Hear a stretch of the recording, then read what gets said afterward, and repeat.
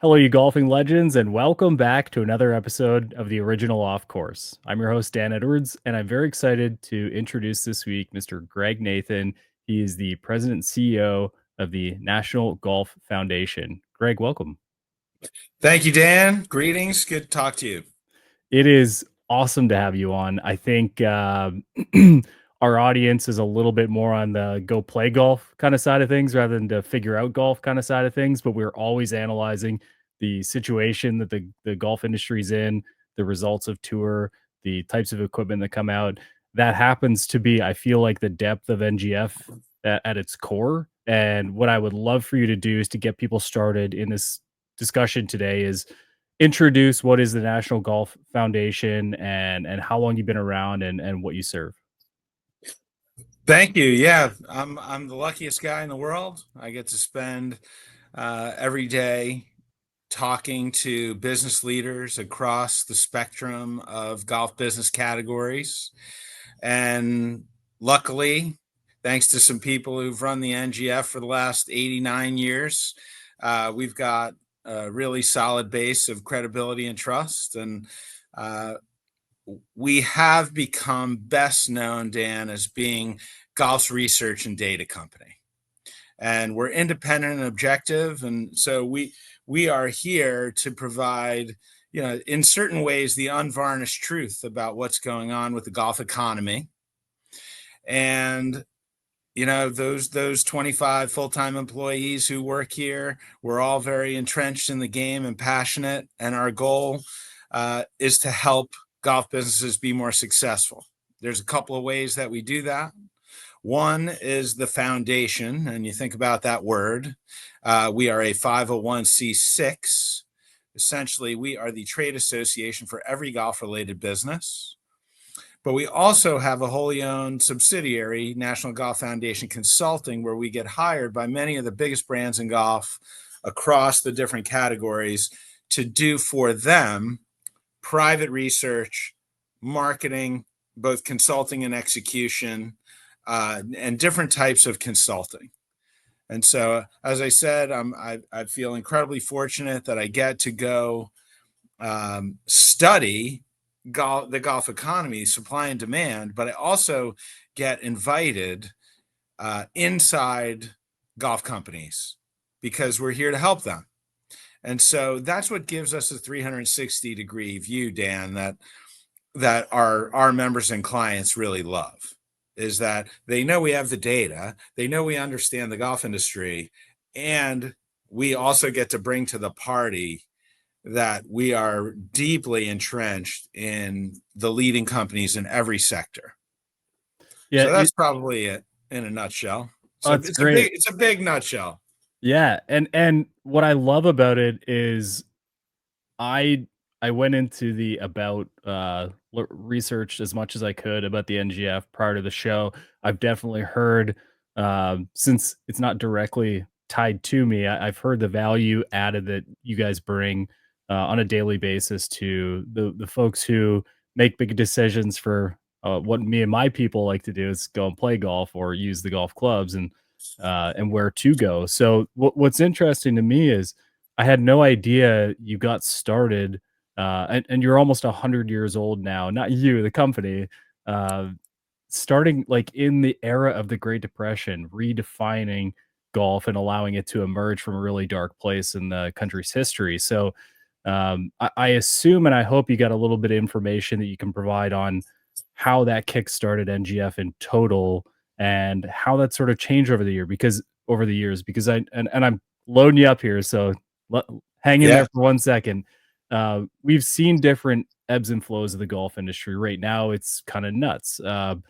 You started with NGF, I think, in 2007, and that was in a really interesting time. And it's well, business golf was huge, casual golf wasn't as high. Like you've seen all kinds of different places. So, from an NGF standpoint, it's interesting that you start at such a prominent time, getting away from a very tough time in the world, and now you've moved into this new space where you're pushing these companies forward.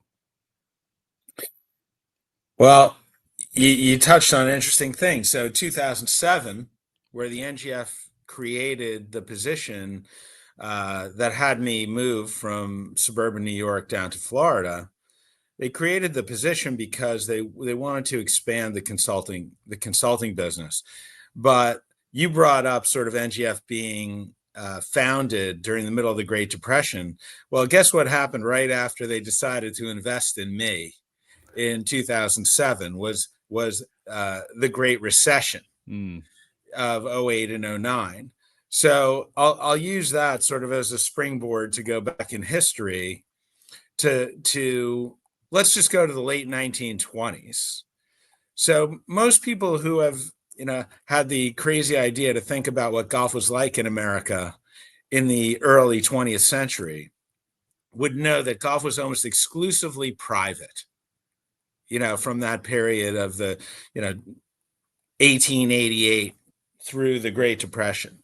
So what was going on in our co-founders' minds, Herb and Joe Graffis, two brothers from Chicago, journalists by trade, what was going through their mind was, wait a second, golf is almost purely private right now in America, but we see a totally different future. And we think golf is going to be part of the American dream and that the golf business is going to be huge in America. Now, there's people with vision and there's people with vision who have tools to make that vision actually become reality. And if you think about the fact that Herb and Joe were journalists, they actually had a way to make it so, to promote the game of golf through their resources and through their skills. So in 1927, Herb and Joe founded the first national publication for people who ran golf courses. Okay, and that was called Golfdom. Now, Golfdom still exists. It's a magazine for the turf industry. They're members of the NGF, great guys who run that company. But Golfdom in 1927 was distributed to about 300 greenskeepers, club managers, and pros to help them deliver the product of golf. And then 1933, they founded the first national publication for golfers called Golfing. And so through those vehicles, they started to promote the game and the expansion of the game and get more people interested. That's where NGF's roots are in promotion. But with the Great Depression, let's just say maybe there were 5,000 courses going into the Great Depression. Maybe there were only 4,000 coming out. Nobody was sure. But golf equipment back then, something you and I both are passionate about, love the sticks and balls and everything that goes with it. Well, guess what? There was no PGA Tour Superstore back then. Everything was sold at the golf course. So one of Herb and Joe's first jobs they ever did was to create the inventory of golf courses in America that still existed coming out of the Great Depression. And it's not a surprise that they would do that as one of their first jobs, because the 6 founding members of the National Golf Foundation were golf equipment companies, club and ball companies, some of which exist today and some of which nobody's heard about in decades, like the Worthington Golf Ball Company or US Rubber. But we're delighted to still be doing after all these years, still be doing business with Wilson, for example, who's one of our founding members, also from Chicago, where the guys are from. So that's sort of how the NGF got started. And we also have a history of doing some things that people wouldn't even know. Like we actually had a field staff, like in the 1950s and 60s, where we sent people out to talk to municipalities about creating golf courses to serve their communities with recreation. We literally wrote the book on municipal golf. I wish I could hold it up for you right now, but it was a book about how to build and operate a municipal golf course. During World War II, where all the rubber supplies in America were being used for the war effort, well, that meant that there was no golf ball manufacturing being done. So the NGF actually created a golf ball reconditioning program where people could bring used golf balls into golf shops, and those golf shops would send the balls to an NGF chosen facility for those golf balls to be refinished so that golf could continue to be played during the war effort where no balls were being manufactured. Of course, you could fast forward and come to the place where David Huber and Joe Bettis basically turned the NGF into a different organization. The beginnings of NGF becoming golf's research and data organization. And that sort of evolved even more through the last 20 years, roughly, that I've been here, where we've really expanded our capabilities to help golf businesses. It's sort of like the NGF as a 501c6 exists to help the industry be more successful, to help the collective. And then the consulting business at NGF is designed to serve the individual company that we could help. And so today I'm so fortunate. I look out at the industry and I'm confident enough in NGF's capabilities to say that I don't think there's a golf business in the country or the world that we can't help if given the opportunity. And so that's sort of become my life's work. Yeah.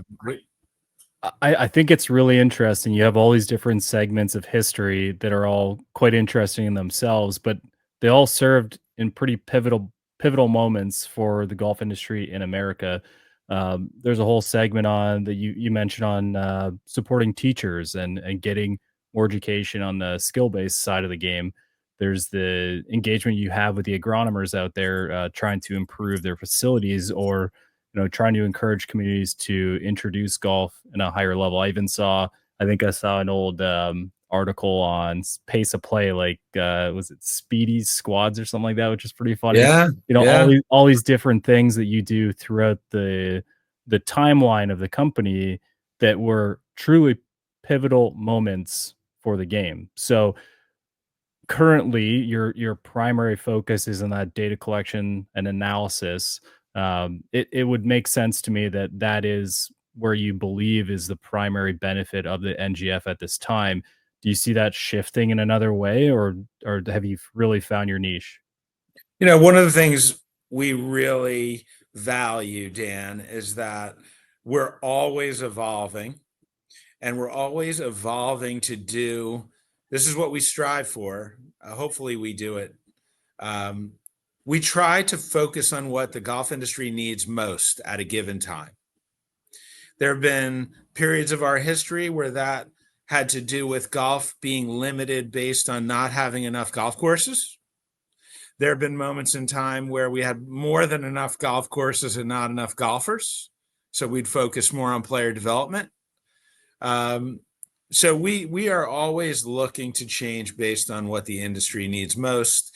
And I think if you were to look around the country and around the world at different industries, you'd be surprised that there aren't a lot of organizations like ours who exist to study the business of recreational golf or whatever that business is and report to the business leaders to give them insight into trends and the directions that the business may go.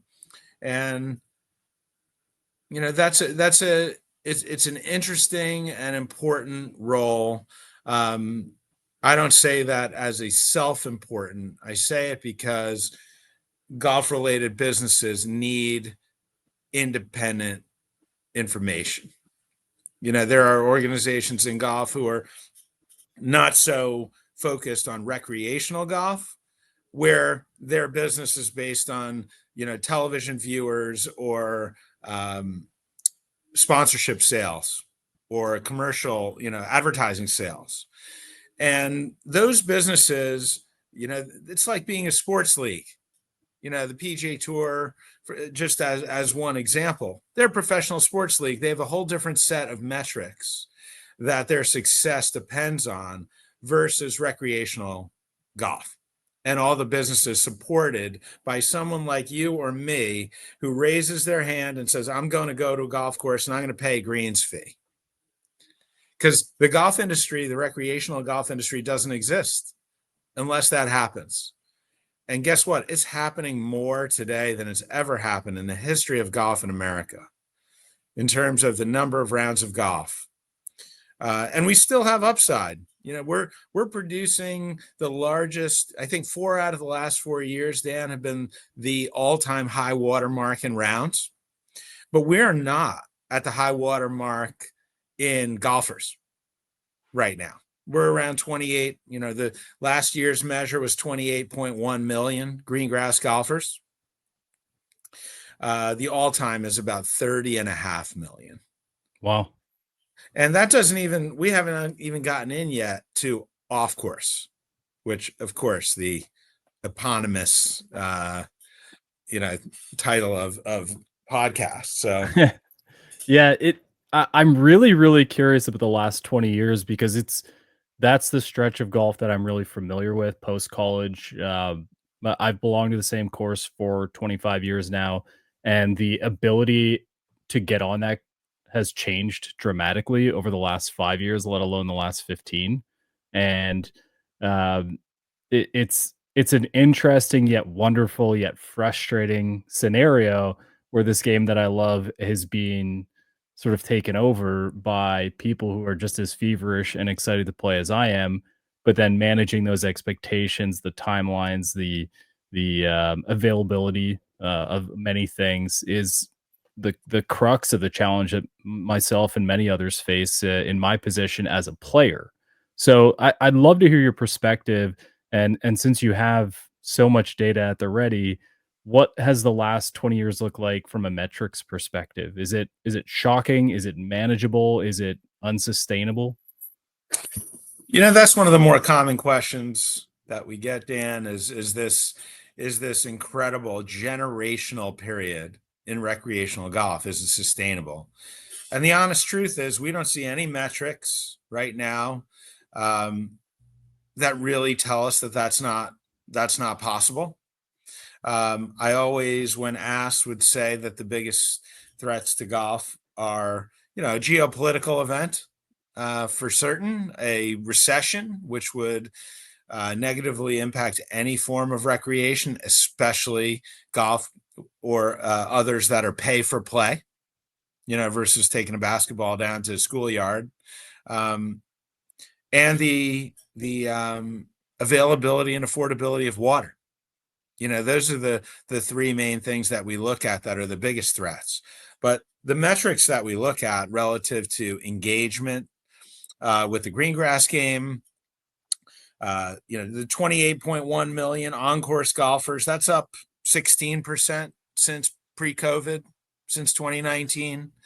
The number of off-course participants passed the number of on-course in 2022. There's a particularly interesting milestone for the industry, but currently we're at 36 million people in America participate in one of the three off-course forms that we think are important to put in that number. And those three forms are traditional driving range, whether it's tech enabled or not, golf entertainment like Topgolf, or screen golf. Now, we care about those because they're hitting a real ball with a real club with a full swing. That's why we only count those in that one particular big number. I mean, we think Pop Stroke is doing a great job, and there are a number of other ways you can engage in the game.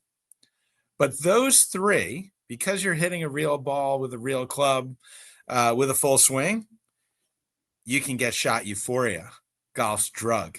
Sure. Yeah, And absolutely. And through our study of how people get hooked on the game, Dan, you cannot get hooked on the game unless you get shot euphoria. You I like have to that. get it. You have to Yeah. get it at least once or twice every time that you go out. It's also one of the reasons why we think often that some of the ways that golf instruction is delivered in terms of growing the game. I'm not talking about like a 7 handicap trying to become a 4. I'm talking about instruction for someone that is maybe marginally attached to the game that we would like to become one of golf's best customers. They need to show up at one of their earliest lessons and put the ball on a tee and hit a 9-iron. Okay, so there's a whole school of thought about learning the game, from the putting green going out. And there's plenty of arguments we could make as to why that's intelligent. But you're not going to get shot euphoria in your first lesson from doing that.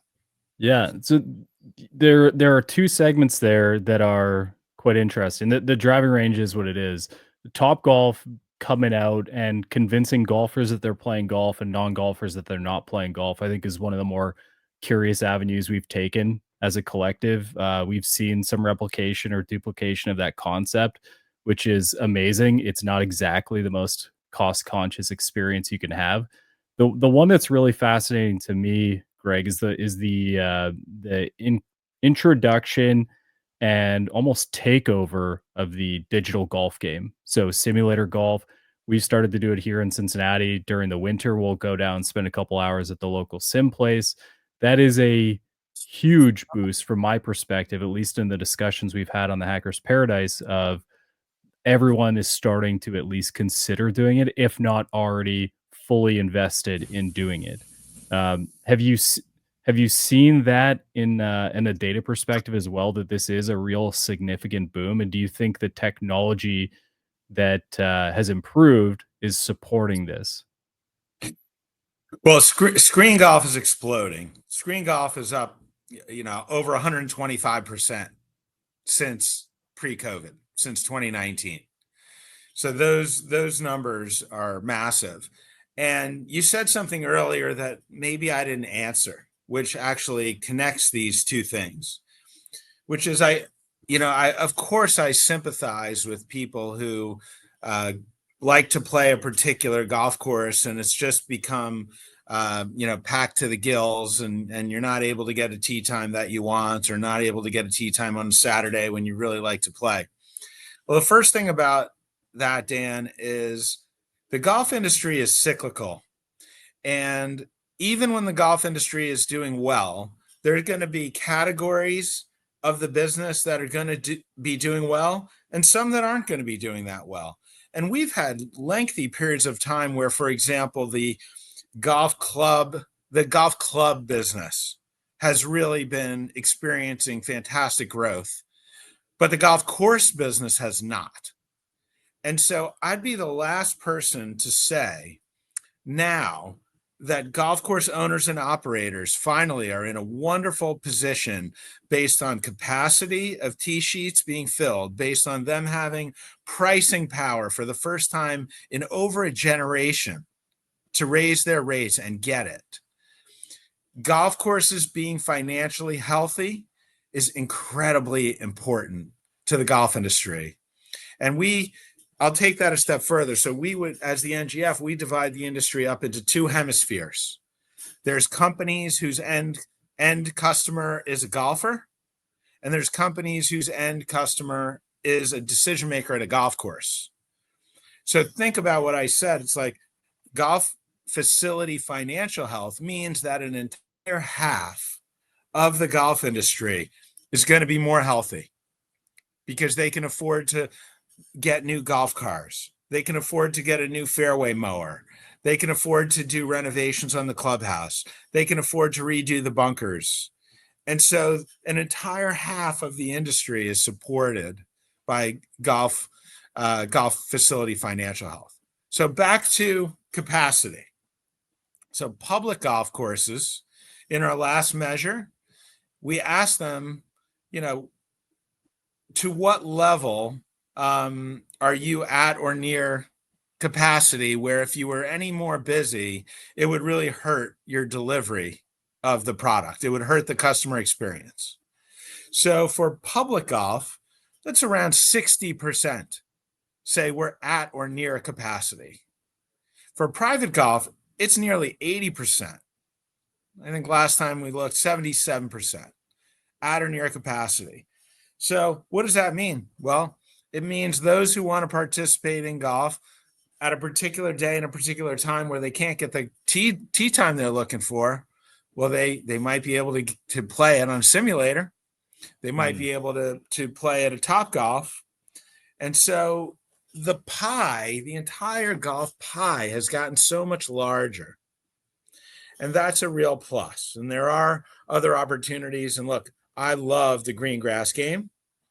I'm an entrenched, 5 handicap golfer, and I wanna take some turf. I want to hit golf shots on grass. But the overlap is quite significant. I mean, if you think there's 47 million Americans who play both on and off. Okay, 47 million. If you combine the two, total off course 36 million, total on course 28 million, and there's a significant center of the Venn diagram, for the two sides. So they tend to feed off each other. Jeff Cottrell, who's a former chief brand officer of Topgolf, I'll use his saying, which was, he loves a band called Radiohead. Are you familiar with Radiohead? I am, yeah. All right. So Jeff Cottrell loves Radiohead. He says, my love for Radiohead, it's unlimited. Okay. I bought Radiohead albums. I would go see Radiohead concerts. I'd buy Radiohead t-shirts. And that's what's going on in golf. It's just the pie is getting larger, and the ways that you can experience Radiohead, or the ways you can experience golf in that analogy, it's just expanding every day. Yeah, it's one thing that I've been really fascinated about, because there has been a significant shift of the mindset. It used to be, if you got in a simulator, you were just practicing, I guess you'd say, or getting fit or something like that. And now it almost feels like there's room for people to just totally give up the actual green grass component of it and say, my entire focus is simulator golf. It's where I like to play. It's what I like to do. I don't want to go out and wait in the lines. I just want to go and hit balls. So I'm really curious to see, and maybe you have a perspective on this, whether golf becomes more dynamic than all encompassing, and whether we can sort of focus individually on these types of things. Like, listen, I have a rowing machine in my basement. There's no way I'm getting in a kayak anytime soon. You know what I mean? So there, does golf end up becoming the same thing, where it's so accessible that it stops being multi-layered and sort of being a singular focus for each player? I don't see that in my own view of the future. Um, and I mean, I've had conversations, very interesting conversations, with people who've been in the industry for a long time, who, when I'll talk to them about, where do you think golf's growth might come from? And they'll mention, screen golf. And this might be a very well-traveled individual who's gone to South Korea, and seen that in Seoul, there's more than 5,000 screen golf cafes. I think NGF even did a little calculation that if we had as many in the United States, if we had as many screen golf facilities, the same proportion as South Korea, we'd need like 360,000 or some like absolutely insane number. So the conversation, I went off track a little bit there, but my point is that I don't believe that while there's tons of upside in screen golf, our study of why people play golf, green grass golf, it's because of being outdoors. It's because of exercise. It's because of the camaraderie and being out in nature. It's only a small group of people that play for the competition, Hmm. that are grinding it out. And I applaud those that do. I certainly enjoy doing that sometimes. But it's the intrinsic values that I just rattled off about green grass golf. They're never going to change. I love talking about green grass golf sometimes as an analog experience. It's an analog game. And while I might use Arcos or use my Bushnell or Blue Tees rangefinder, or incorporate different technology into my greengrass golf life. It's the being with people. It's the being outdoors, being in nature, hitting golf shots, watching them soar through the air. So these are just, in the Madison Avenue world that I used to live in, these are brand extensions of golf. Hmm. I actually read one of the articles on your site earlier talking about executive courses or par three courses, and a lot of this has to do and ties back into the idea that golf in itself has an identity, but so does the places you go and play. If I take my son mini putting, the likelihood of us dressing up in full golf garb is pretty low. We're probably going to rent a putter, but you put him on my course and he's dressed to the nines. He has to have his putter, his glove, his ball. Everything really matters. So there's this discussion of golf having its own identity in many different forms, and trying to either convince or persuade people to look at it in certain ways. It seems to me like this is more of a focus on the age group perspective than anything else. But can you can you give me an idea of how you're looking at different golf courses or the application of golf at these different types of courses, and the things you focus on as to what matters in a mindset perspective? Sure. Well, I'll start with a number, which is what we call latent demand. So latent demand, defined by the layman's definition, is people interest in golf among people who are not currently playing. Okay, so we ask a question in our annual survey that says, to non-greengrass golfers, how interested are you in playing golf now on a golf course? Okay, so there's 28, 29 million Americans not currently playing who are interested in golf. We also have every year roughly 3 million people who try golf for the first time, and another 3 to 3.5 million people every year who are former golfers who reactivate themselves, right? So where's the ultimate place, Dan, for those people who aren't already in the franchise, who aren't committed to the game? Where are the places where they should be able to have the most comfortable transition into golf? And that, to us, and this is an insight that came out of our President's Council, our highest level of membership. We get them together once a year. In fact, next week is the second annual President's Council retreat. And our President's Council said, we want to talk, we want to understand better where someone might transition from being in that latent demand group or being an initial trier of the game into getting committed. And we at the NGF believe very strongly that short courses are underfunded, undermarketed, under-energied in the United States, which generally means everywhere. Because we usually go first. And so we think short courses are incredibly important, and we're going to be doing some things to try and build energy around places. You got great exemplars like the Butler Pitch and Putt in Austin, or Goat Hill in the San Diego area. That is, what I'm talking about. There's just so much energy around those places, the cool factor and how much fun it is to be there.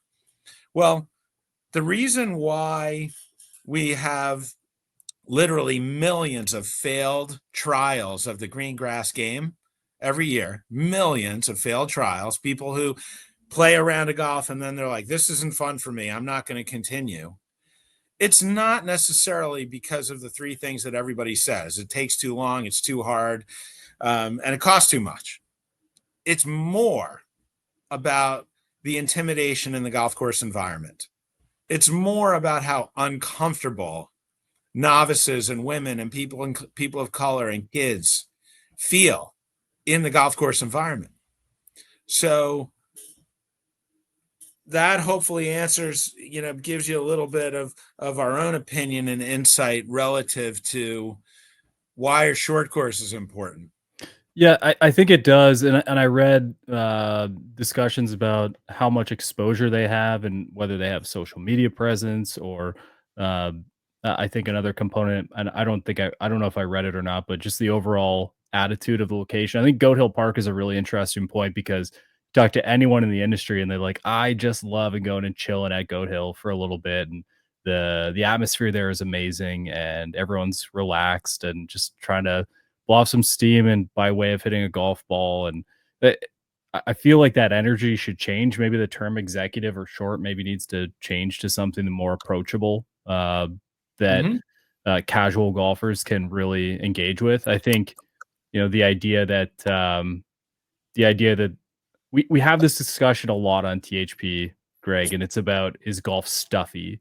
I think there is a massive benefit to certain golf courses having a membership, all agreeing on etiquette in principle and the expectations that come with being present on the golf course grounds.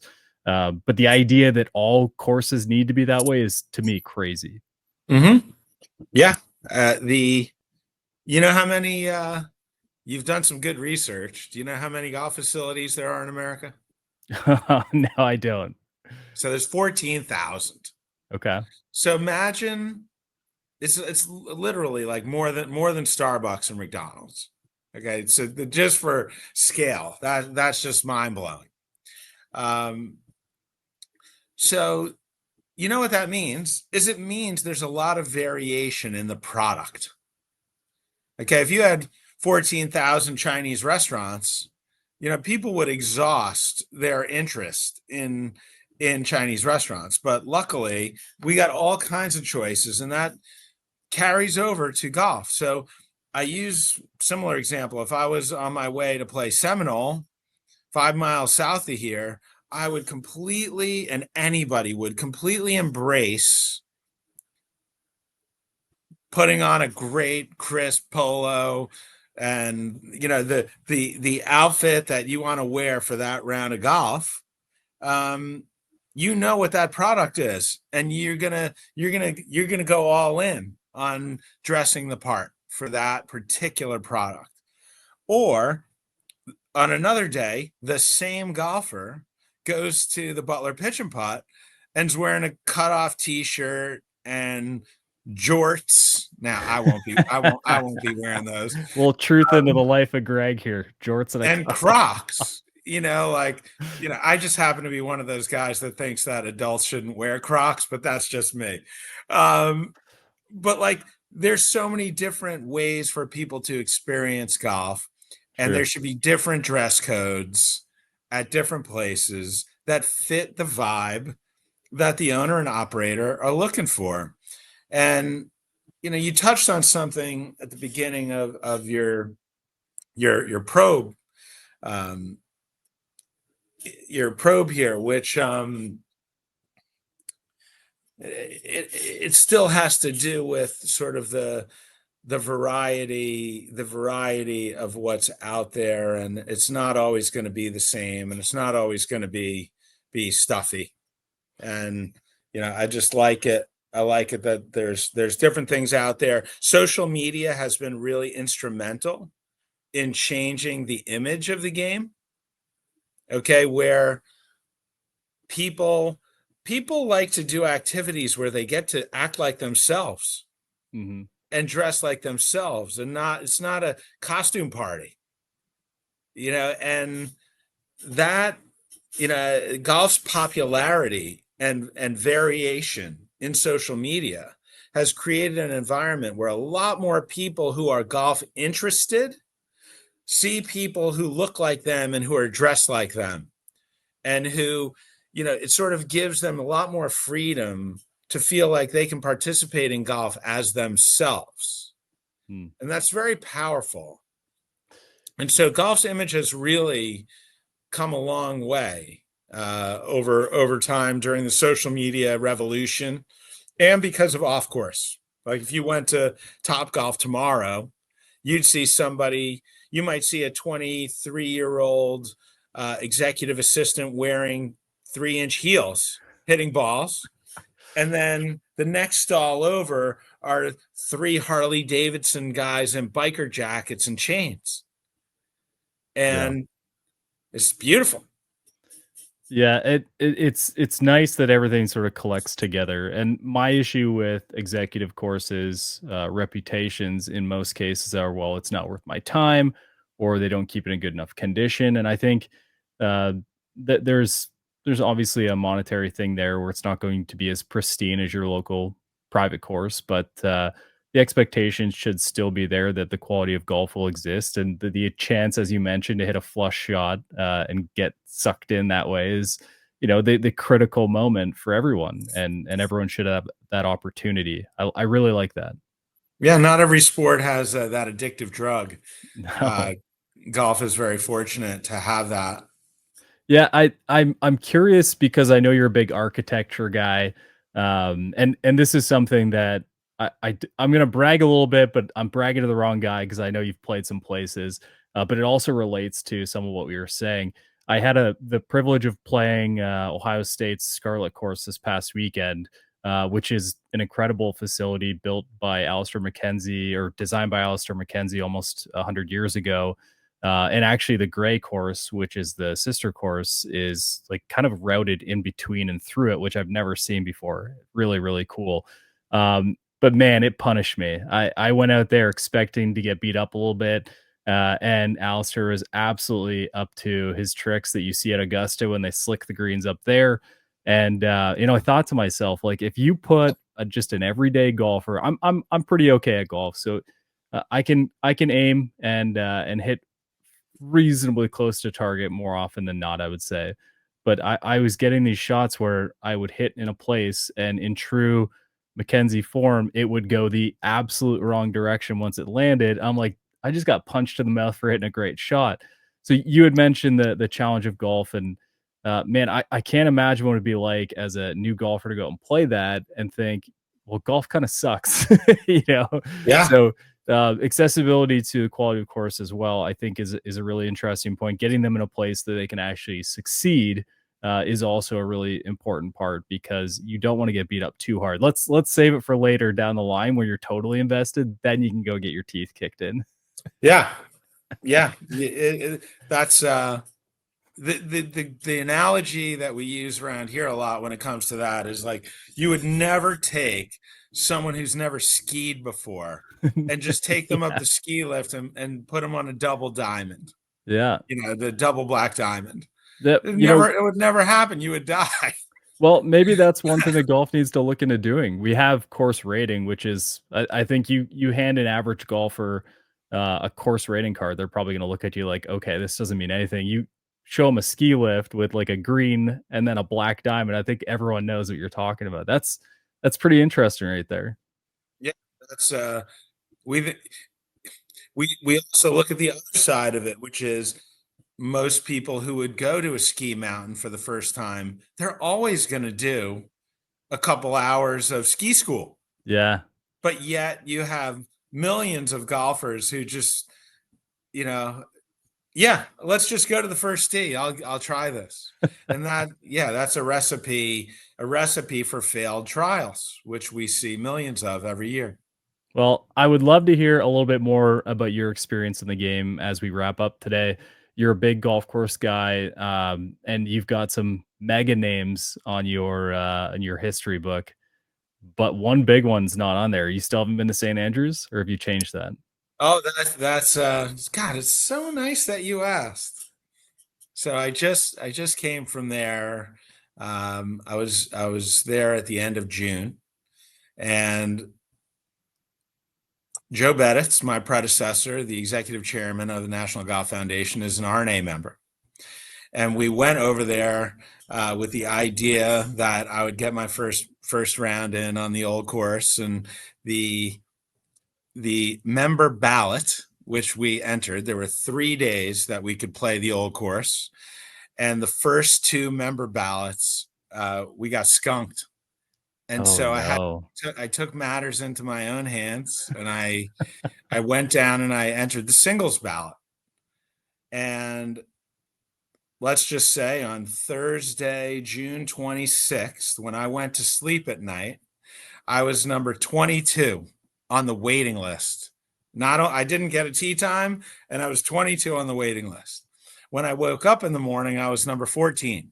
Oh. I was like, maybe there's a chance, just maybe. So I said, I'm going to go get a cup of coffee and walk the 3 blocks down to the starter and see what the story is. And I walked down, and they said, I can't say whether you're going to get out today or not.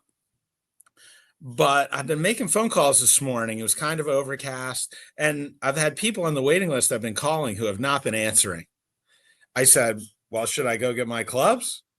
And he said, yeah, go get your clubs. So I was all fired up. I went back to the apartment. I saw Joe and his wife, Teresa, and I said, I think I might get out. I think I might get out. And they were pumped. And I got my golf bag. I put it over my shoulder. I walked the 3 blocks. I think I even shot a video where I was like doing commentary saying, oh, here I'm walking for my first round of golf. Okay. 7 hours later, I still hadn't gotten it. So no go. But at 3:30 in the afternoon, the guy looks over and he says, all right, I can give you guaranteed tee time, 5 o'clock. And I said, this is fantastic. Now, I've never played. I had signed up for a caddy, but it's 5 o'clock on a Friday night. And he's like, not looking good right now. And the groups before me were not. There were people coming into the pavilion saying, are there any caddies? Are there any caddies? And it was no. And, I tried not to get too disappointed. I just grabbed my pull cart and went down the first hole, and I made birdie on the first hole. And I was like, all right, the golf gods might be with me today. And as I grabbed my pull cart to take it around the first green, right around the Swilken burn, the assistant caddy master walks over with a 6'5", red-haired, 20-year-old St. Andrews University student who was a caddy. He's on the 5th tier of the golf team. His name is Jamie Banks. And the assistant caddy master said, he started just saying the words like, did one of you guys want a caddy? And I don't think I even let him finish the sentence. I was like on top of him. I wanted to make sure that I got the caddy. And from that moment on, caddy Jamie Banks pointed at where he told me he wanted me to hit it. And the golf gods touched me on the shoulder, and basically for the rest of the day, I hit the ball where he told me to hit it. And I finished up at 9:30 at night on the 18th hole with a birdie on 18, and I shot 74. It was the best round of golf I've ever shot in my life. Wow. So I was going to ask you, now that you've done it, is it worth going and to tell everyone to go? I think the answer is pretty obvious at this point. Yeah. I mean, I enjoy looking, Jerry Tardy and Ron Whitten, architecture editor emeritus, so brilliant about golf course design, and the narrative that you hear if you watch the basically the drone video of the all 18 holes on the old course. It says that the old course basically either inspired every great golf course architect and golf course after it, or it inspired them to do the complete opposite. I've heard that as recently as this past week. And I would just be one of those people who I just, despite my great play, I just thought it was brilliant. The green complex is just absolutely brilliant. And yeah, I just think I love the classic courses. I love the McDonald, Rayner, Banks architecture. And there's just, Tillinghast and Mackenzie, and you can see where a lot of their ideas came from walking the old course. It's like the Rosetta Stone. Golf Design for Dummies featured by St. Andrews. Yeah, That's it's great. brilliant. Is there a particular course architect that you find yourself really leaning towards when you go and play and say, "This is the blueprint of what I love"? I love CB McDonald and Rayner architecture. And people ask me all the time. I'm incredibly lucky. I'm a Golf Magazine rating panelist, and I have been since I left working there. 19 years ago, 18 years ago. People always ask me, what's your favorite? And I always hedge. Okay, and I say that there's three, and I do it this way. I think Pine Valley is the greatest golf course design in the world. If I only had one round to play, it would be at Cypress Point. And if I had to choose one course to play, if I could only play one course for the rest of my life, it'd be National Golf Links of America. It seems like you've answered this before, so I'll ask you a slightly different question. If you could only plan one type of grass for the rest of your life, what would it be? I mean, I'm from the Northeast, so the easy answer is bent grass. Okay. I didn't think you'd say that. I'm a big bent guy until it gets real wet and soft.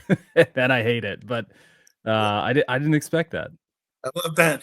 Playing golf in the Northeast United States in the fall is just the best. Yeah. Absolutely incredible. I have one more bone to pick with you today, and I'll let you go, Greg. I read that you said Caddyshack, best golf movie, no brainer. And listen, man, I'm a tin cup guy for life, so I don't know if this is like an endpoint for us, or we can agree to disagree. But I can't believe it. We have to maintain the civil spirit of debate in America, and you and I are just going to do our part of having our differences and still get along great. Fair enough. Fair enough. I've really enjoyed our discussion today. I feel like we could chat for hours.